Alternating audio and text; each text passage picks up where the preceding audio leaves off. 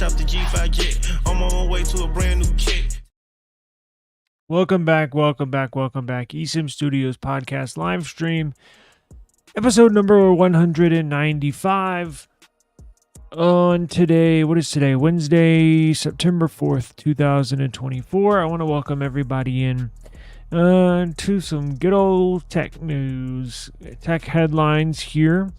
Today, I have some interesting topics to discuss, and as we get ready for the launch of the Apple iPhone 16 series, more details rolling out. Now, whenever a flagship device is right around the corner, getting ready to launch, as I mentioned, the iPhone 16 series, you start seeing other leaks of other devices, right? So other manufacturers try to put a little carrot out in front of you, or try to drop a little nugget of information in the back of your head, in the back of your mind, like, we know the new iPhone is dropping, but check out our new upcoming Galaxy S25 series. Google's been doing that for the last couple of years, and a lot of these companies will, I'm not going to say leak their own stuff, but technically they do. Well, technically they give the information to a leaker, and then the leaker will post it publicly. And that's sort of what we're seeing here with this new iPhone 16 series, and with the upcoming Samsung, right? So S25, currently S24 series is available, but the upcoming S25 series, and it seems like as time goes on, we get leaks sooner and sooner. But make no mistake about it, Samsung's definitely leaking this stuff. Let me correct myself. Samsung is giving this information to leakers, and they are leaking it. So we have Samsung news, S25, an exclusive first look. And then we also have some Apple news. Apple Watch 10, iPhone 16 Pro, iPhone 16 Pro Max. Details confirmed. If you have yet to see these specs, just give me a minute and we will get into it. Now, if you missed this episode, or you join us halfway in between and we're in the middle of a topic, or you miss a topic, simply look, I'm streaming across a bunch of different platforms. So, a bunch of YouTube channels, actually streaming on Twitch. I created an account, I'm streaming on Twitch, streaming on Twitter, all across the board, right? So if you're listening to this and you join us halfway through, or you simply want to catch more episodes, go to YouTube and type in eSIM Studios. And then after that, select our account and then hit subscribe so you don't miss any information when it comes to the release of this new iPhone 16 series, or any future release of any device, because we cover them all. iPhone, Android, even Windows computers, which we will get into here shortly as well. We have some new information on that as well. You can also take us on the go. Listen to the eSIM Studios podcast. That's correct. So you can catch us on any podcast platform. Apple Podcasts, Samsung Podcasts, iHeartRadio Music app, Amazon Music, YouTube Music, wherever you get your podcast, in that little search bar, again, all you got to do is type in eSIM Studios and we will pop up. Or if all else fails, do what I do. Every now and then I'll just Google eSIM Studios or eSIM Studios podcast, and then everything pops up. We're all over the place. So you can simply Google eSIM Studios as well. So let's get into it. Let's not waste any more time. I only got a short period of time, so let's roll. Now, go to eSIMstudios.app. eSIMstudios.app. That's our app, our web app. And we got news. We got deals. We got Android unlock tool. We have Android flash tool. We have how to protect yourself from a SIM swap. If it's tech related, eSIMstudios.app has got it. So let's roll.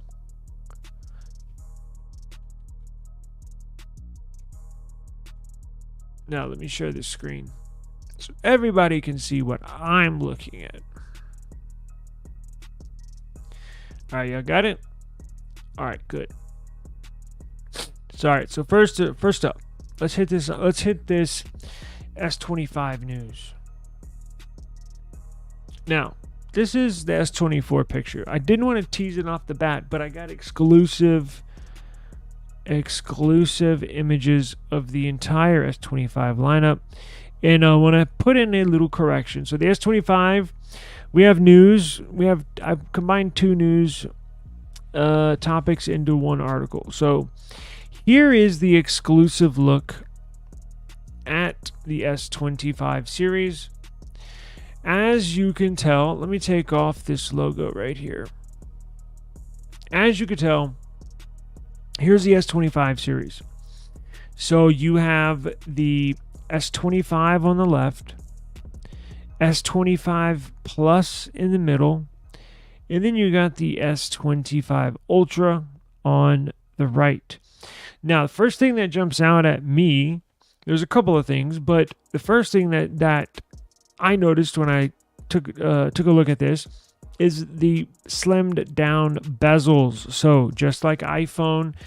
Oh yeah, and that goes back to my main point. Duh. The leaking of information. So Samsung, this information came out late last night. This image of the S25 series. And again, Samsung wants you to see this and be like, whoa, that is so badass. Man, screw the iPhone. I'm going with this S25 or S25 Plus or S25 Ultra. That's what they want you to do. And that's why this was leaked last night, just a couple of days before the launch of this iPhone 16. And we'll get into some other news as well in regards to Samsung and this S25 series that they put out there as well. But check this out.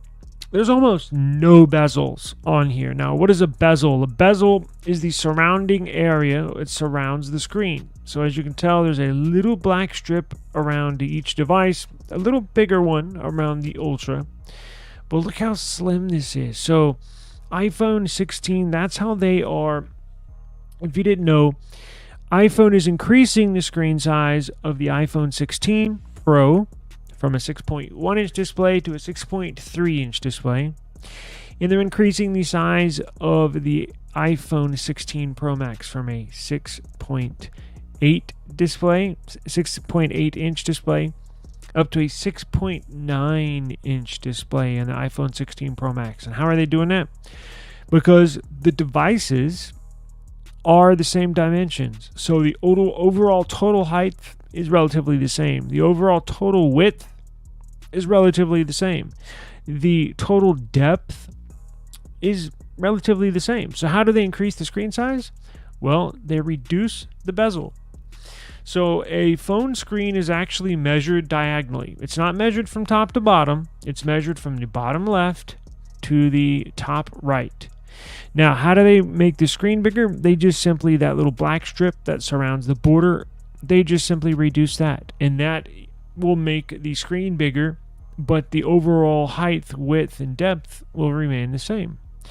Samsung's going to do the same thing.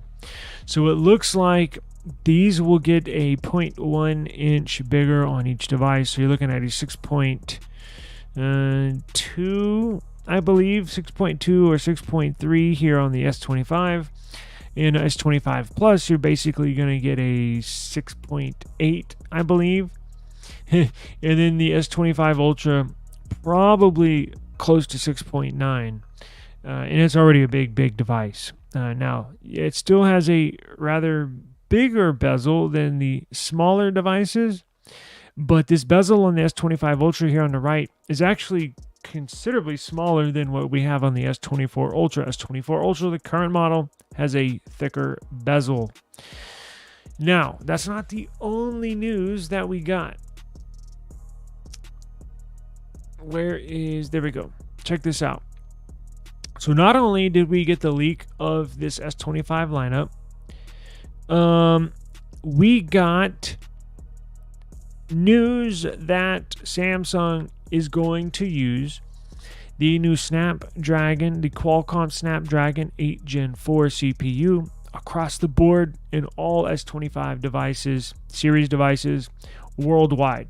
So you're not going to see part of the world use a Snapdragon CPU and then the other part of the world use a Samsung Exynos CPU. Like this year, the United States got the Qualcomm Snapdragon 8 Gen 3, and then the rest of the world got the Exynos variant. They're not going to do that this upcoming year for this upcoming series. Samsung's going to go all Snapdragon 8 Gen 4. Now, why are they doing that? To be basically, well, quite frankly, it's a badass CPU. It's supposed to be completely, it's supposed to outperform Apple's best, quite frankly. So they don't want there to be any discrepancy in, they want it to be a, I'm trying to find the words to describe it. They want it to be a universal device with a universal internal components, right? And that makes sense. I don't look. They probably wanted to put their own CPU in it for the longest, but let's be honest. It cannot keep up power efficiency with the Qualcomm's best CPU. So I think this is a good move by Samsung to do this, and I cannot wait to get my hands on it. Now, remember a couple weeks ago I mentioned that Samsung's going to do a name change. So we thought it might be on this S25 series, but now it looks like they're going to change the name on the S26 series, because the plans for this device are already put in motion. Like, they're already manufacturing test devices. They're already testing them in-house. So I think name changes and stuff like that, I'm sure marketing materials already getting generated. So you're going to see S25, S25 Plus, and S25 Ultra this year. Next year is the year that I believe they're going to do away with the Plus name, and I think they're going to go S26 for the base model, S26 Pro for the middle phone, and then that's when they're going to go back to the Note, and then I think it'll be whatever, S20 or Note 26, right? I think that's so we'll discuss that as time goes on, and more information will leak out as time goes on. But for now, here's the images of the new S25 series, and news that they are kicking their own CPU to the curb, the Exynos to the curb. Again, good thing. And they're going with this new Snapdragon 8 Gen 4 universally across the board, worldwide. So, good news there. Thank you, Samsung. Now, check this out. OnePlus Open. The OnePlus foldable that got just everybody online that I've seen absolutely loves this device. I haven't used one. I haven't got my hands on one, and I don't think I will. But the OnePlus Open 2 is in development. Now, they've already announced it's not going to be released this year. It's going to be released early next year. So look for a January release date, maybe a February release date. But it's apparently going to be smaller. Oh, I take that back. It's not going to be smaller. It's going to be thinner and lighter than the Pixel 9 Pro Fold. Now, there's already a device that they think might OnePlus is owned by Oppo, the larger brand Oppo. It's a Chinese-based company. They own a bunch of different sub-brands and or other phone companies. So OnePlus, there's a Oppo that looks exactly like it. So OnePlus will take some of their design language from the sister brand Oppo and or sister device Oppo. And there is a Magic V3 that's out there right now that they're thinking might take that design, might take the design language, the way it looks, and apply that to this OnePlus Open 2. It's going to be now. If you remember, the Pixel 9 Pro Fold is thinner than the Samsung Galaxy Z Fold 6. Sorry, I've got a lot of names in my head. So the Pixel 9 Pro, as far as when it's folded open and closed, so each panel that can open and close, Pixel 9 Pro Fold, aka Fold 2, is thinner than the Z Fold 6. And this new OnePlus Open 2 looks to be even thinner than the Pixel 9 Pro Fold and or Fold 2. So keep an eye out for that. This is the original, the OG OnePlus Open. Let's look. You know what I did not do? Now, this new OnePlus Open 2 will feature the Snapdragon 8 Gen 4. It's going to have OnePlus's new battery tech, a 6,000 milliamp hour battery. It's going to look pretty badass. So let's do this. Honor Magic V3. Let me look. Let's go take a look at that real quick.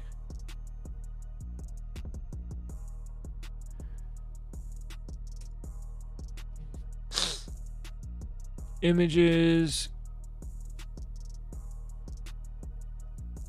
So see, as you can tell, this is an Oppo brand. It looks pretty similar. Wow, look at this. Holy crap, is that thin?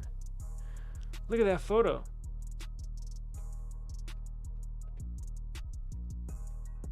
Look how thin that is. Oh my god. Yo, that's razor thin. And on the left, you can tell there's the Z Fold 6. And there's the Oppo right there. Look at that. I'm sorry. So if you look on the right, that's that Oppo Magic V3, the super thin one. On the left, that's the Z Fold 6. You can tell just how much thinner this new Oppo device is and or the upcoming OnePlus Open 2 is going to be. That is razor thin. Holy shit. Wow. That's amazing. And they're going to cram a 6,000 milliamp hour battery in there. It's pretty amazing. Pretty cool. All right. Now, let's go back here. I want to show y'all something else, right? So I want to show y'all. Check out this new Apple Watch 10. So here's what's coming. Well, you may not know. Obviously, you know Apple's going to release their new iPhone 16 series here on September the 9th. But they're also releasing the new Apple Watch Series 10. And we got some information in regards to this new Apple Watch 10. So you're going to get larger displays across the board on all of the Apple Watch 10 series devices, larger displays. So specifically, the smaller watch. So typically Apple has two variants, as Samsung does. A lot of these companies that do offer watches basically have a his and hers, but they don't label them his or hers. They just label them sizes. But typically women buy the smaller one and men buy the larger one. However, you know, if you're a woman and you want a bigger bezel and probably better battery life, I've seen some women purchase the bigger one. Vice versa. I've seen some guys purchase the smaller one. Just depends on what size wrist you have and kind of which way you're leaning towards. But nonetheless, Apple is increasing. Apple offers these two ones plus the Ultra, but I think they're not releasing the Ultra. They're just going to release the Watch 10. So the non-Ultra device watches, right? So the smaller one is going to grow from 41 millimeters to 45. So the smallest one, now this could change. I know it sounds like a big increase. It could change. Now, what Apple's doing for this watch, do you remember what I said, how Samsung and Apple for their iPhone and their S25 series increased the screen size, right? But keep the same size phone. So they decrease the bezels, right? So Apple on this Watch 10 is going to do a little bit of both. So the actual size of the watch is going to be just slightly bigger. I mean, just barely bigger. But they are reducing the bezels significantly. It's not going to be a small reduction of the bezel, meaning the outside border of the display. It's going to be a massive reduction, almost bringing it to zero bezel altogether. So that's how you get a sizable increase. So the small watch will go from a 41 millimeter screen to a 45 millimeter screen. Now it's still going to be roughly that same size, right? In the larger watch, the 45 millimeter Apple Watch 9 is going to increase to a 49 millimeter size in display. So this means that the small watch from last year will now match the big watch, and the big watch will be the same size as the Apple Watch Ultra. So as time goes on, stuff gets bigger and bigger. Pause. With all these increasing displays, makes me wonder seriously where we're going to be in 5 years. Like, is this always going to increase year after year after year? And if that's the case, if that's true, where are we going to be at in 5 years? Right? Are we going to be wearing phones on our wrist as a watch? I mean, at some point you would think, because we're going on a good, I don't know, 3 years where these things increase in display year after year after year. I just wonder, at what point if we say, all right, that's good. Like, we don't need a S24 strapped to our wrist. You know what I'm saying? So it's going to have a thinner casing. So alongside larger screens, the Apple Watch Series 10 will also sport a thinner design. Exact dimensions are not out yet, but this reduction in thickness should balance out the extra screen real estate. A sleeker profile will enhance overall aesthetics, and you're also getting a more powerful chip with AI potential. The Series 10, the Apple Watch Series 10, will likely house a new CPU, possibly named the S10, an Apple CPU S10. It's going to have improvements in Neural Engine, and it's going to be able to incorporate AI capabilities, Apple Intelligence capabilities on your watch. So Apple's commitment to boosting processing power in this watch is evident, especially with AI in it, right? So you're also going to get new hardware. What does that mean? New sensors. While it's always a safe bet that Apple's working on new sensors, the exact timing of their readiness remains uncertain. However, we believe they are going to put new sensors in there, right? So hypertension detection, sleep apnea detection are rumored. What else we got? Upgraded OLED display for efficiency. Apple continually refines its display technology, and their Apple Watch Series 10 will be no exception. So there will be an upgraded OLED display, and it should look pretty cool. So if you've been wanting an Apple Watch, if you're close to pulling the trigger, if you're on the fence, I kind of want one, kind of don't, hold out for a few more days. See what Apple has to offer. You should also see deals from carriers like T-Mobile, AT&T. They're all going to be carrying these, right? The GSM versions. So just right around the corner. And as soon as they will launch, we will definitely let you in on the secrets. Now, check this out. Real quick. Here's 4 advantages the iPhone 16 Pro will have over the iPhone 16.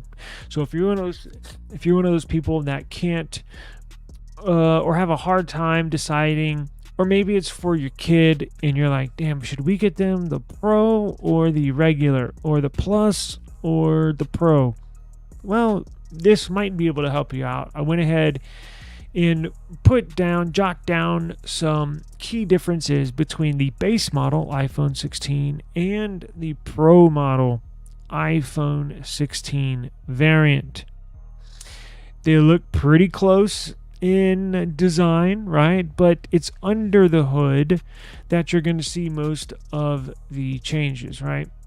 So iPhone 16 Pro is going to get larger screens. We just discussed at the beginning of this podcast how they increase those screen sizes, but keeping the phone relatively the same size, just the screen gets bigger. Well, they just reduce the bezels, right? The border, the outside of the display just gets a little better. They shrink the bezels, screen gets a little bigger, right? So the Pro is going to have a bigger screen than the regular. So the 16 Pro is going to have a 6.3 inch display. iPhone 16 is going to have a 6.1 inch display. Now, iPhone 16 Pro also going to get Pro Motion with 120 hertz refresh rate, while the iPhone 16 base model is sticking with 60 hertz refresh rate. So what does that mean? Well, that means Apple is basically holding back their base model back to 2010, essentially. Yeah. So I'm surprised they're not upgrading the base models at least to 90 hertz. You would think they would put at least 90 hertz in the base models and then 120 in the Pros, right? But 60? Really? Don't get me started. Okay. Titanium design. So the base iPhone 16 going to have an aluminum frame. The iPhone 16 Pro and Pro Max, but Pro is what we're looking at, is going to have a titanium design. So what does that mean? Lighter, stronger, more durable, more expensive. So keep that in mind. Camera upgrades. As usual, the iPhone 16 will have two cameras, and it looks like an iPhone 10. That's correct. It looks like an iPhone 10. They're stacked on top of one another. Located on the top left of that on the back of the iPhone. It's going to have a main camera and an ultra-wide camera on the base model iPhone 16, while the 16 Pro will have 3 camera sensors: a main, an ultra-wide, and a telephoto. Now, this year, however, the camera story will get more interesting because the 5x telephoto camera that debuted on the iPhone 15 Pro Max last year, that telephoto sensor that all the YouTubers are raving about, everybody apparently loves this 5x telephoto camera that debuted on the 15 Pro Max. Remember, last year it was not on the 15 Pro. This year, you guessed it, it is going to be on the 16 Pro. So they're incorporating this sensor that everybody loves on the new iPhone 16 Pro. So you'll see it on the 16 Pro and 16 Pro Max. This means you no longer have to choose the biggest iPhone to get the best camera system available. You will, however, have to opt in for either iPhone 16 Pro or Pro Max to get the best camera system, but that's the difference between a Pro and a base model. That's why you're paying more for a Pro and less for a base model. The iPhone 16 Pro will also have an upgraded ultra-wide camera this year, increasing from 12 megapixels in quality to 48 megapixels in quality. So the standard iPhone 16, meanwhile, will still have a 12 megapixel ultra-wide. Again, 48 megapixel ultra-wide for the 16 Pro, 12 megapixel ultra-wide for the base model 16. And of course, saving last but not least, faster performance. So this year, the 16 and 16 Pro will both feature the A18 chip, the Bionic A18 chip inside. The 16 Pro, however, will get the more powerful version of the A18 Pro. We don't have an exact clear picture of how much better the Bionic A18 Pro will be than the base A18 CPU, but it's essentially, I'm sure they're just going to overclock it, right? Which could be a good or bad thing depending on heating. You know, they had that heating issue from the 15 series. Hopefully Apple implements a vapor chamber like Samsung has done in their foldables, like Google has done in their Pixels. I can't tell you how much Apple absolutely has to put a vapor chamber in these Pros.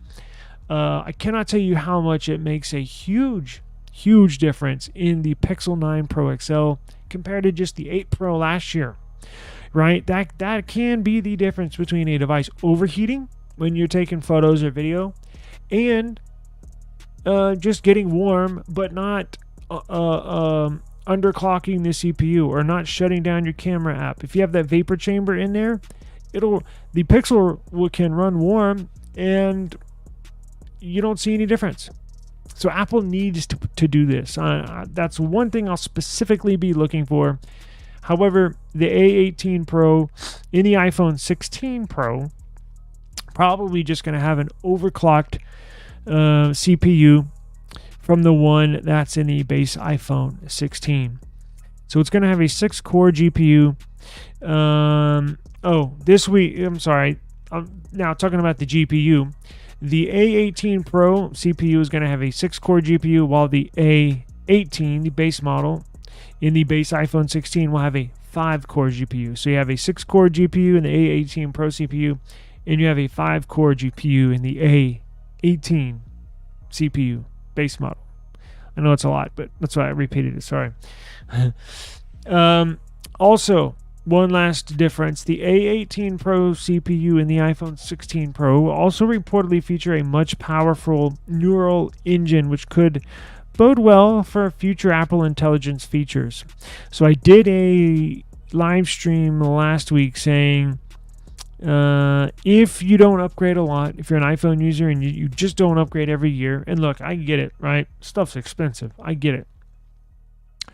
You're probably going to want to upgrade this year, and then you'll be in the game with all this Apple AI stuff, which means you won't have to upgrade probably for a couple of years or a few years after this. But if you're on the 12, the 13, or maybe you just upgraded to an iPhone 14, right? And you usually upgrade once every few years, and you're saying, I don't think I'm going to upgrade. I mean, I've got the iPhone, 14 Pro, and I like it, but I do want to try the AI stuff. Well, you might want to upgrade to this one this year, and then that'll be sufficient enough to hold you out the next few years, because this will get you in the game with the AI stuff. You'll future-proof your purchase with his iPhone 16 Pro models, right? Either a Pro or Pro Max. I think the best one's going to be the 16 Pro. That makes the most sense for most people. Pro Max is going to be huge, ginormous, and it's going to be their most expensive one. Now remember, the 16 Pro is getting bigger in size, screen size. I think that's going to be the best one for most people, right? It's not too small, it's not too big, it's just right, and you'll be able to have all the same features that we just mentioned, camera, everything that the bigger Pro Max will have. So that will do it for today's episode. I thank everybody for joining us, and I will see you tomorrow. Don't forget eSIMstudios.app. That's the web app we were just on. Don't forget eSIM Studios YouTube channel. That's where you can go for all the latest and greatest tech news, reviews, and everything else. And the podcast, eSIM Studios Podcast. Catch it on any podcast platform.